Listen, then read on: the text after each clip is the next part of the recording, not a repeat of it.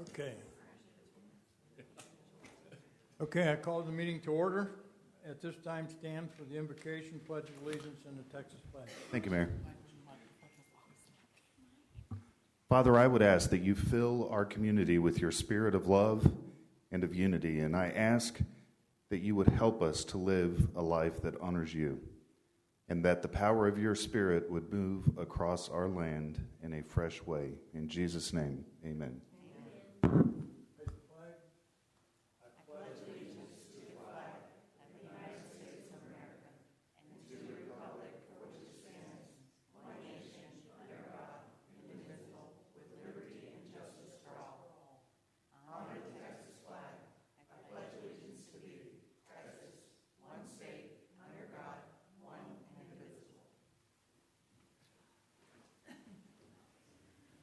Thank you. Okay, at this time, we've got a proclamation, and Councilwoman Pickens is going to read it. This proclamation recognizes the service and sacrifice of the Corinth police officers during National Police Week. Ms. Pickens. To recognize National Police Week 2026 and to honor the service and sacrifice of those law enforcement officers killed in the line of duty while protecting our communities and safeguarding our democracy.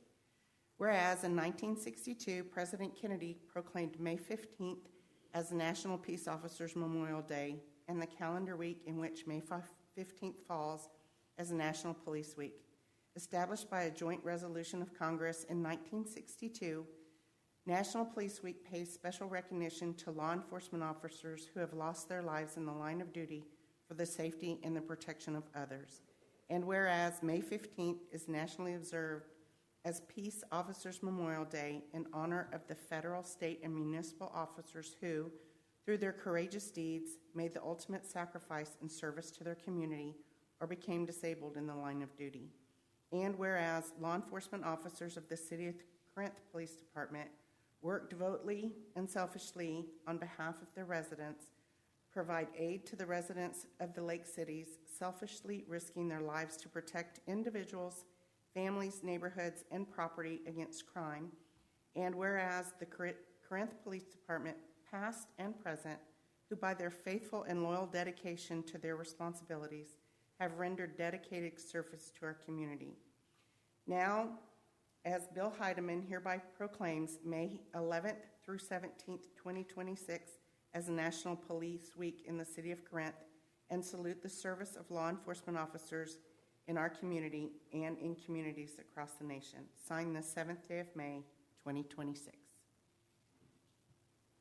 Please come up and be recognized.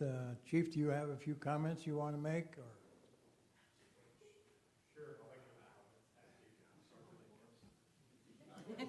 Then Sergeant at Arms. Is this Sergeant at Arms? Good evening, council, staff, mayor. No, not Sergeant at Arms, sir.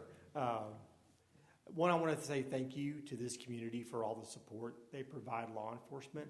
And that extends out to the county as well. Denton County is an incredible place for law enforcement. I believe we do it right here, and we do it better than others. And I may be a little bit biased to that, but our guys each and every day, men and women, come out and they serve their communities. They leave their families, and it's a job we train for each and every day. We train for bad encounters. We train for those instances when we know we're going to be running into danger. So I have confidence in everybody here at the Corinth Police Department that they're going to be safe when they run into them. But it still didn't take away some of the concerns. One is the police chief, and then knowing that they have families at home that care deeply about them. So the support we get from this community is outstanding, and I applaud y'all for it, and I applaud this community for it. So, okay, we're going to have a picture taken and come down and get your proclamation.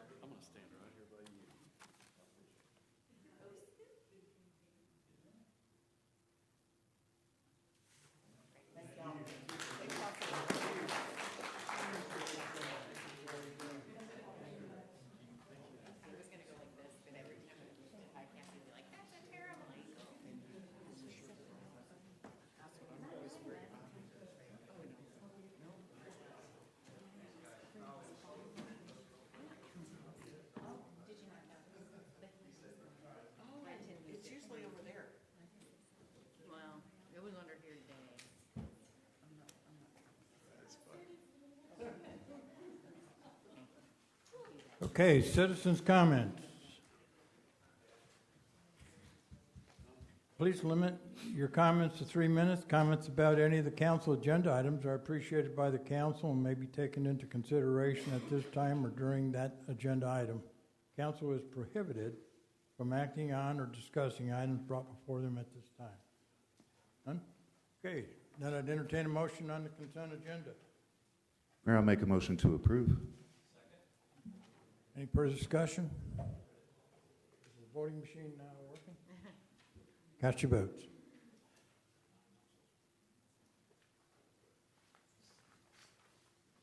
It's unanimous. Okay, public hearing.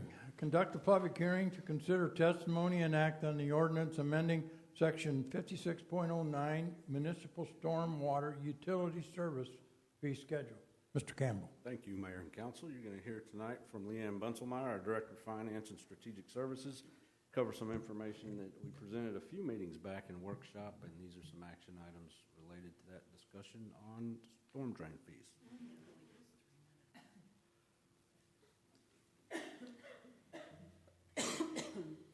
Good evening, Mayor, members of the council. Tonight before you is we want you to consider an increase to our drainage fee. The rate for our drainage fee is based on the property's contribution to the public stormwater utility system. And this is done based on the contribution to the impervious area of the property. So the billing is done, it's equivalent to one residential unit or an ERU, and it's defined as 3,900 square feet. So for a single family unit, that's just $6 a month, regardless the size of the property. But for all other non-exempt property, it is based on square footage. So it's $6 per every 3,900 square feet for that property. Now, to provide a little history of our drainage fee, it was the fund was first enacted in 2004, and at that time the council started with a $3 per month fee for residential and for commercial. And they increased it up to $5 within the next few years at 50-cent increments. In 2011, we did a rate study, and we determined at that time that we did not have enough revenues coming in to sufficiently cover the expenditures for that fund. So we raised it up to $6, and that was the last time that we have had an increase in the storm drainage fee. So that was back in 2011. So why do we need a rate increase? Well, since 2011, there's been a huge rise in costs for both labor and materials. Because of that, the department has been able to absorb that, and so that has decreased the amount of money that we have for maintenance on pipes and culverts and so forth. And it's also limited our ability to do a lot of capital projects related to drainage. So, to put it quite simply, our expenditures have not kept up with the revenues for that fund. And so in doing an analysis, we determined that it was time for us to propose an increase. So in doing that, I'm just going to pop all those in. We are recommending to raise the residential fee from $6 a month to $7, and then your commercial fee from $6 a month to $8. Now, this will generate about $268,000 the first year. Moving into the second year, we're looking at about a $343,000 increase, and in the 2029, about a $430,000 increase. Now, this does make some assumptions into this rate calculation that we would add about $350,000 annually to contribute for capital improvement projects. We have a list of those that we'll go over in just a moment. And this will also allow us to do a pay-as-you-go program on those capital projects. We'll be able to pay cash, and we won't have to issue debt for those projects. If we did issue debt for those projects, then we'd only be able to do a few of them, and then we'd be tied into a debt service payment for the next 20 years.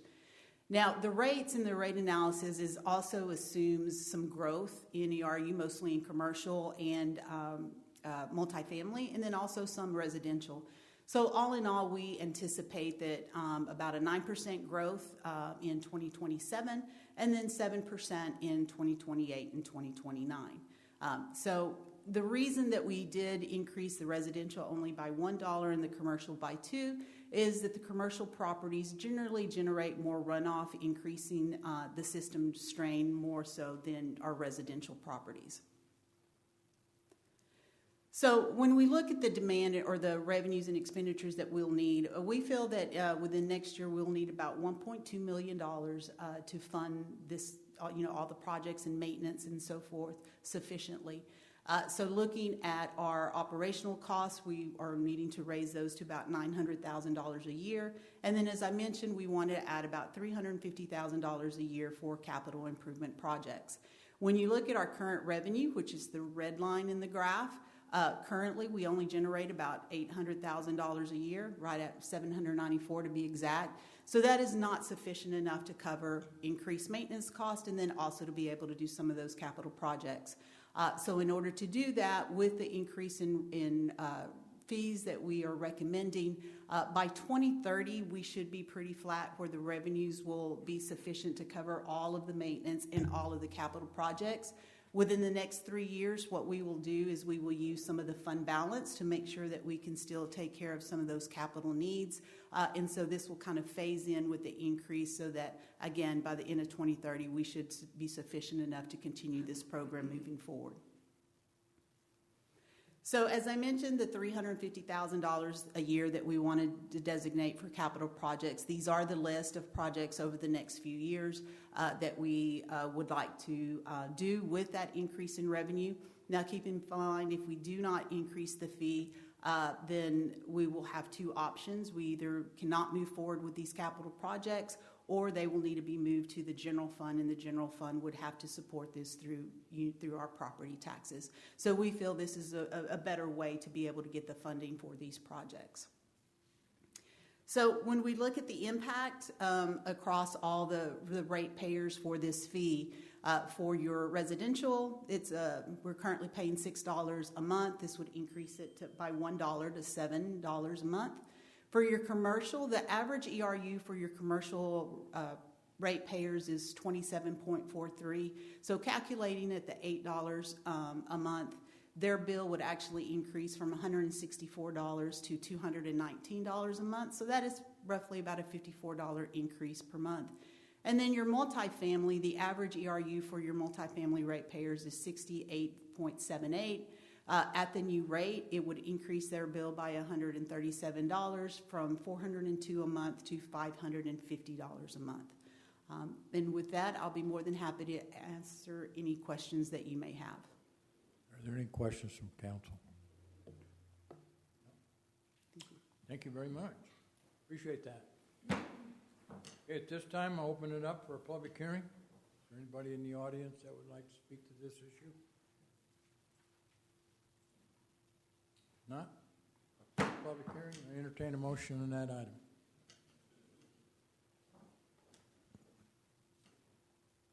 I move to approve ordinance number 26-05-07-14, amending section 56.09 municipal stormwater utility fee as presented. Is there any further discussion? Got your vote.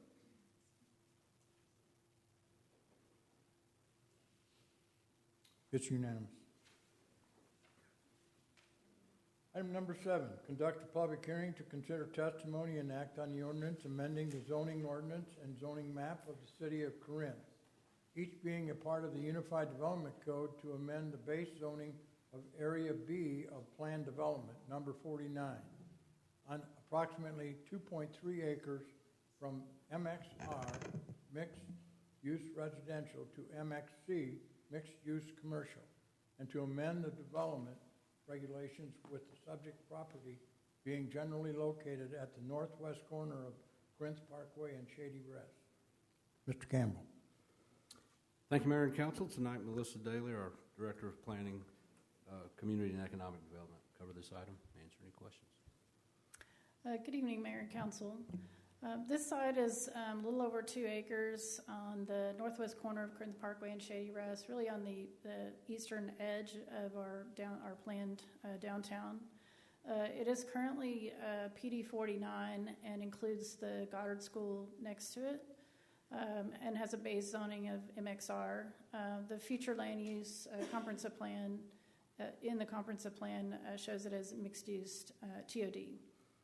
The proposed development for this site is 4 office or retail buildings, probably primarily office buildings, with one restaurant on the corner.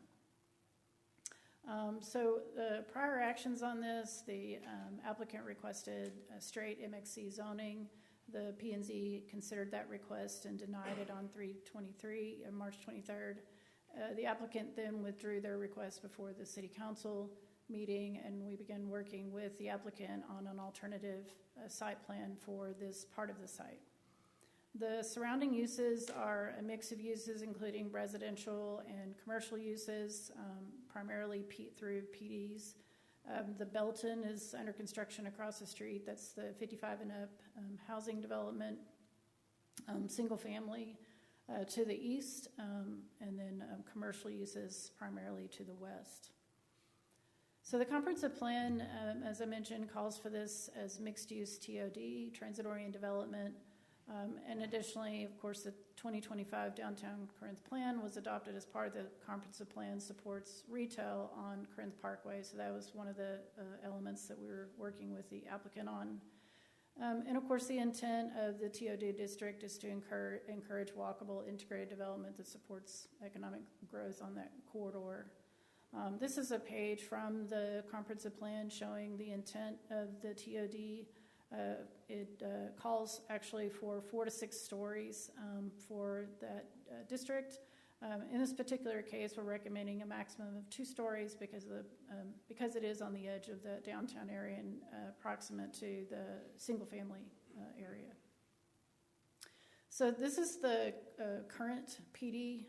It states that it is intended for mixed-use residential development with uses to include retail, restaurant, and residential standards considering surrounding area compatibility. It has a concept plan in the PD, which you can see here on the screen, and then any alternative site plan has to be approved by the council. So the current plan calls for, you can see here, buildings A, B, and C. The C building, is proposed to be a restaurant of about 5,000 square feet with a large outdoor dining area. And then A and B are proposed to be retail and or residential at approximately 2 stories. Interestingly, it proposes a 5-story building for the restaurant, which probably would never happen. And then this is the first concept that the applicant submitted that we began working with them on. The buildings, these are the revisions that we worked with them on, and that was connecting the buildings internally. We really looked at pedestrian connectivity from all sides. This has street access, of course, from 3 sides, Walton, Shady Rest, and Corinth Parkway. So pedestrian access and comfort into and within the development was very important. Adding landscaping and street trees, looking at the parking layout to both maximize the parking for the buildings that are there, as well as to make sure that it is very pedestrian oriented internally, improving internal circulation and pedestrian connections, and adding a restaurant building and plaza to enhance the corner. So those were some of the things that we discussed with the applicant. And so this is the revised concept. Actually, we're able to, through a little bit of reorganization, add an office building. Those are the buildings in yellow. So the 5 buildings are organized around internal access drives and shared parking. Provides for internal circulation, connectivity, and visibility from Corinth Parkway. All of the parking will be shared and includes the building shown in orange is a restaurant with outdoor seating. And then street trees and sidewalks. So buildings 1 through 4 would be office or retail use. Each building is about 5,500 to 6,000 square feet. This is a little bit different in that the entrances are on internal streets, so this is actually a variation from the MXC standards. We are asking for the architectural articulation on all sides of the building, however, so that it's not just a blank wall on Corinth Parkway. So buildings are to provide 60% fenestration from the height of 2 feet to 8 feet on essentially all sides, all publicly accessible streets and driveways. And the image here, by the way, is just an example. This is not part of the PD, just kind of wanted to show you the type of environment we're trying to create on that corner. So the site plan shows a restaurant without drive-in or drive-through service on the corner. Staff has recommended a minimum of 2,500 square feet for the restaurant, so that is within the PD. And of course, the corner restaurant provides a high pedestrian activity at a key gateway. So we really office use does tend to be a little bit lower in terms of activity level, so really wanting to provide that activity level for that corner to activate that street edge.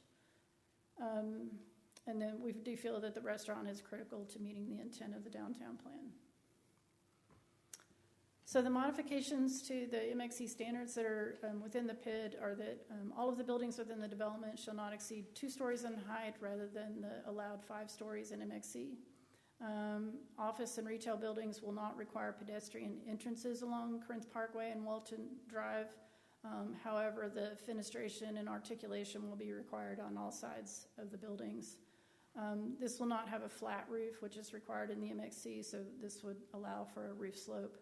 And then the development will have shared parking, which will be satisfied for the development. So staff has received no letters of support or opposition within 200 feet, but we have received 1 letter of support and 1 letter of opposition outside of the 200 feet.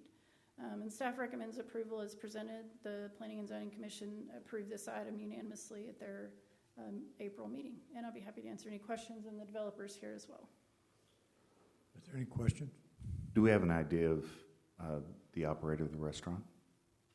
Or what kind of restaurant? I don't think so. Not yet. Okay. We've indicated to the developer we're happy to work with them on potential incentives to help bring that part to fruition. So this says, if you go back a few slides, it said restaurant without drive-in or drive-through.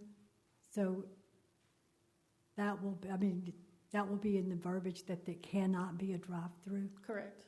Okay, I want to make sure of that. That's a defined use, so that would be the only use allowed for that corner. Is there any other questions from council? On this plan, everything shows 1 story. It's going to Correct. be 1 story. Okay. Yeah. I was just getting clarification. Thank you. We felt that 2-story, if they decided to go up, would be appropriate, but they are proposing 1 story. Any other questions, council? Okay, thank you very much. Appreciate it. Okay, at this time, we're going to open it up for public hearing. Is there anybody in the audience who'd like to speak to this? I know the developers are here. Do you have a presentation you'd like to make? Presentation. Please state your name and your address for the record. Good afternoon, Mayor and Council. Adam Burke, North Forest Office Space, 305 Heather Wild Boulevard, Pflugerville, Texas, 78660. We are neighborhood services, commercial builders at our core. We've been doing this for over 20 years. We do our projects long-term, so we invest in the communities we build in. I'm very excited about being a part of the Corinth community. So we don't just build our projects to sell, so we will be operating them ourselves. We are unsure of the restaurant user at this time just because our model is single-story neighborhood services commercial space. But with the work and the help with the planning staff, we're looking forward to making that opportunity work and fit the vision of the downtown plan for the city of Corinth.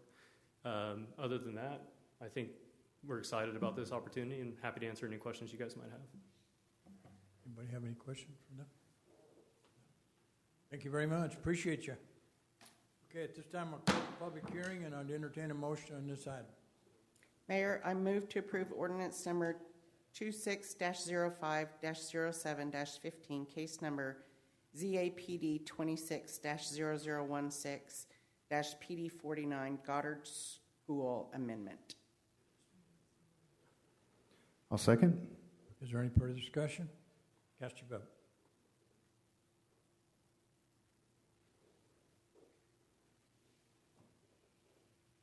It's unanimous.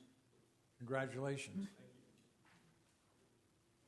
Okay, business agenda. Consider an act on the consulting contract with Pape Dawson Consulting Engineers, LLC, in an amount not to exceed $100,000 for the remainder of fiscal year 2025-2026, with 2 renewal terms not to exceed $250,000 annually.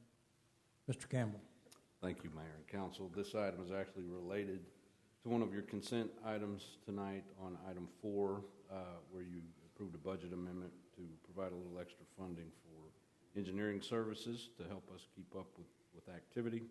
And so that's related to this item, and Melissa will speak specifically to what this request is and answer any questions that you have.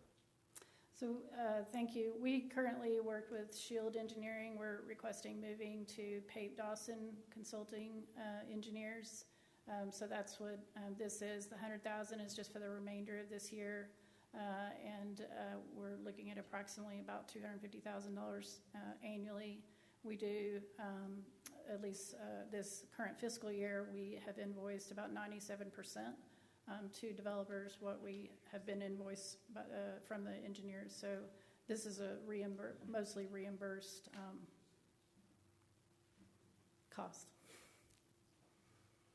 But because, just to make sure, clarify, this has a two renewal terms that would potentially, if the funding is there, take the contract over $100,000, which is why we're bringing it to the council tonight.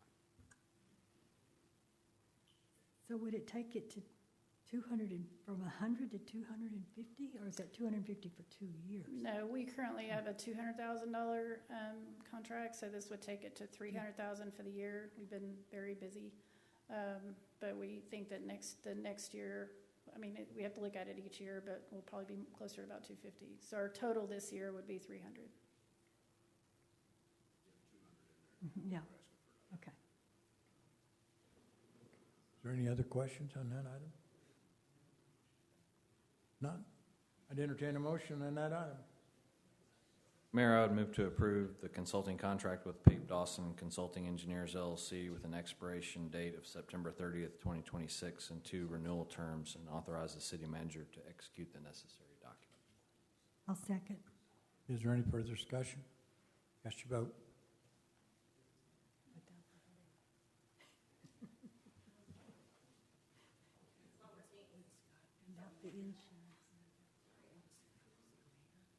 It's unanimous. Okay, item number 9. Consider an act on the use of the City of Denton contract number 777 for the rehabilitation of North Corinth Street pursuant to Texas Local Government Code 271.102 in an amount not to exceed $189,343 and authorizing the city manager to execute the necessary documents. Mr. Campbell. Thank you, Mayor and Council. Tonight, Glenn Barker, our Public Works Director, will cover this, answer any questions that you may have. So this contract is for Mayor, Council. Good evening. This contract is for North Corinth Street rehabilitation. The current PCI score for this road is 70, and we try to keep roads above 75 to 80. And this will, if you've driven down the road, you know that the road's a mess. So this is to rehab the road, and with the option of turning it into a 3-lane, from 3 lanes to 2 lanes with parking on the sides. There's the optional bulb outs for parking, protected parking along the road, and that's about $48,000. And the overall contract is about $189,000. Striping would be a completely separate contract, which will use a different contract for, and that's about $10K. But that's not included in today's $189,000. Any questions? I did have one more. So the bulb outs that you've seen in the picture here, if you said you wanted to go that route, they would go where the triangles are at every intersection. You'd have a bulb out, so people aren't parking on the corner there. They're actually trying to loop around and be a protected parking. So bulb out is a little planter. Yes, ma'am. It would look exactly like the one there. So it wouldn't be attached to the sidewalk because it's an existing road. So you'd need the drainage channel. Like that? Yes. Okay. Any other questions? Okay. Thank you very much. I'd entertain a motion on that item. Mayor, I move to approve utilizing the City of Denton contract number 7777 in an amount not to exceed $189,343 for the rehabilitation of North Corinth Street and authorize the city manager to execute the necessary documents. Second. Is there any further discussion? Cast your vote.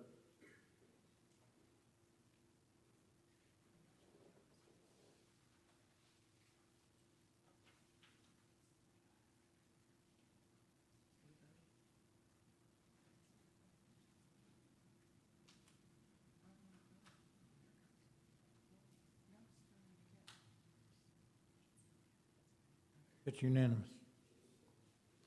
Okay, item number 10, consider an act on an ordinance amending section 91.01 and adopting new section 91.11 and 91.37, wild and exotic animals. Mr. Campbell. Thank you, Mayor and Council. This is an ordinance amending an ordinance that the council approved probably close to 2 years ago now, where we brought you an ordinance that covered exotic animals. We actually found what we had in the code at that time just didn't address it at all, and we felt like as the city was growing, it was time to try to address that. And so you passed an ordinance basically prohibiting exotic animals in the city. And through some input we received from the community after that was passed, we came back to you for a little bit more discussion, had some legal advice from Patricia, and got direction from the council at that time to come back with an amendment, and that's what's here tonight, that offered folks that might have exotic pets to register those with the city by a certain time, and I think the time we've gotten this ordinance is by early July, where those animals would be grandfathered. And that's really all this ordinance does. It grandfathers anyone that has that type of pet that's on the list in that ordinance. And so this is back to the discussion we had again. It's been a few months ago since we discussed this. And so that's what this amendment is for. It's not really anything earth-shattering, but we'll answer any questions that you may have. Is there any questions from council? So if someone currently has an exotic animal, will they be notified of this so that they can register them? Yes, thank you. I left that out. We plan to advertise this, get it on the website, put it out on our social media, do everything we can to let folks know they need to do that. And they'll have how many days? I think we gave them until July 7th. Basically. We thought that's kind of what we discussed when we talked about this before. I think we talked about 30 to 60 days, and we might. And so if they register them, then they're grandfathered? They will be grandfathered, correct. Now, it's just for that animal that they have today. Any other questions? Okay. I'd entertain a motion on this item.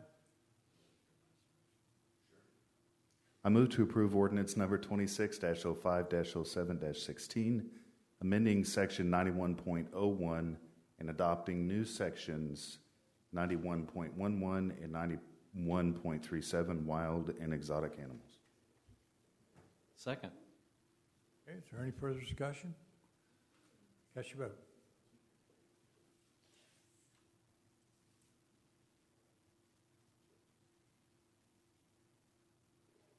It's unanimous. Okay, council comments and future agenda items. The purpose of this section is to allow each council member the opportunity to provide general updates and or comments to fellow council members, the public, and or staff on any issues or future events. Also in accordance with section 30.085 of the Code of Ordinances, at this time, any council member may direct that an item be added as a business item to any future agenda. Mr. Burke. You'll be properly celebrated next week, but you've been asking me that question for over 10 years, and it's been an honor serving with you. I appreciate everything you've done for the city, and it's an end of an era, and you've been a great leader for us, Bill. Thank you. Thank you. Mr. Garber. Well, sir, I will do my farewells Tuesday. Oh. So I guess that's the first announcement. We're having swearing in and Bill's going away. Thank you for being a wonderful mayor Tuesday starting at 4:30. The party starts at 5, and it's open to the public. So if you want to come be a part of that. But also number 2, and I'm, of course, it's finally opening Saturday, May 16th, is the Mayor's Bike Ride. This is something that, Bill, you've done 2 or 3 times now. 3 times. 3 times, and I've done twice. It's wonderful. We meet in Louisville. I'm going to post it on my social media page if you guys want access No, it's to that. Highland Village. I'm sorry, Highland Village at the rail stop. And we ride to Denton. And it's a great time. So You if you're can free, ride back. please come. Yeah. And I just wanted to thank the police department because last year they provided an electric bike for me so that I didn't have to pedal. And he even put security along there with me, so if anything went wrong, I had someone there to guard me. So it was great. It was a great bike ride. And you still got there last. It's weird.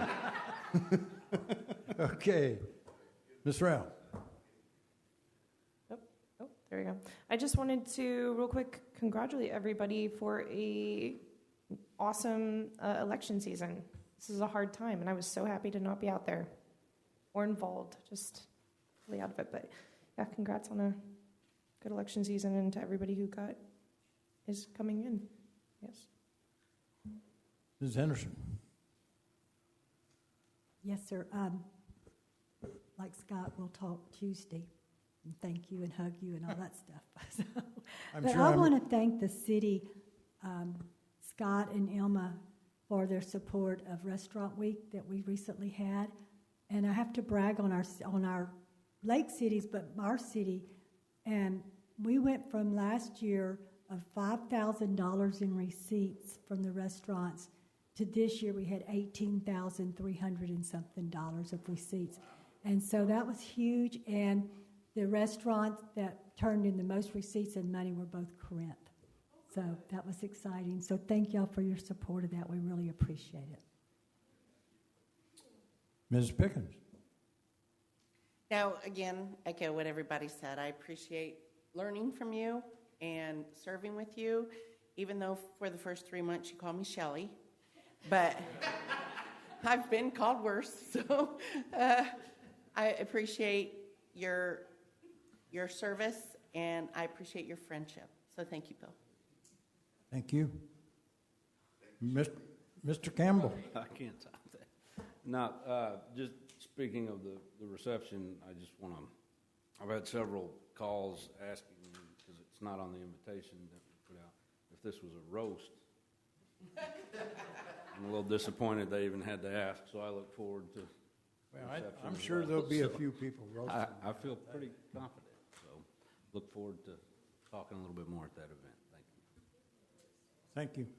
Well, thank you for those comments. Again, I just want to thank the staff. This city's been blessed. For the 11 years that I've been mayor, this council has had the support of that staff, and they go the extra mile. And, I don't think a lot of people realize what those people do to make us successful.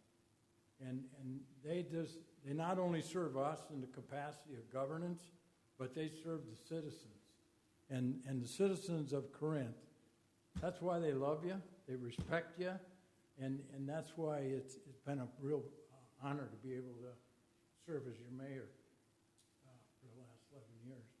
But there's not a one-man band here. It's everybody on this diocese and everybody sitting over there in the staff positions. That's what makes this city go, and the citizens. And I think you'll witness this when you move in here with your project. This city it's well run, well managed, and the people work for each other. So, thanks again for this opportunity.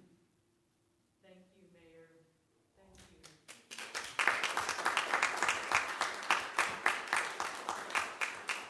you. Now we're adjourned.